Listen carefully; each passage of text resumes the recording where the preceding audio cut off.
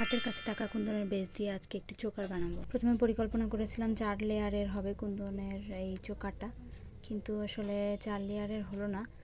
পরে 3 লেয়ারের করতে হয়েছে, কারণ সব মিলিয়ে ক্যালকুলেশনে গিয়ে 4 লেয়ারের পসিবল হয়নি।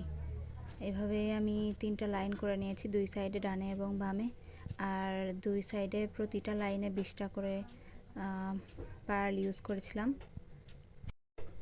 এভাবেই 6টা বানিয়ে নেওয়ার পরে আমার কাছে এই 2 ধরনের লক ছিল। এই লকগুলো কোনটা ইউজ করব এটা চিন্তা করছিলাম। পরে ভেবে দেখলাম এইটাই ভালো হবে, কারণ আরেকটা যেটা ছিল ওটা 5টা হাইর আর এটা ছিল 3টা, কাজে এটা ইউজ করেছি। আর পরে ভেবে দেখলাম এটা একটু ফাঁকা ফাঁকা লাগছে, তখন চিন্তা করলাম ডিজাইনে একটু পরিবর্তন আনা যাক। এখানে আমি গাজরা চেইনগুলো ইউজ করেছি।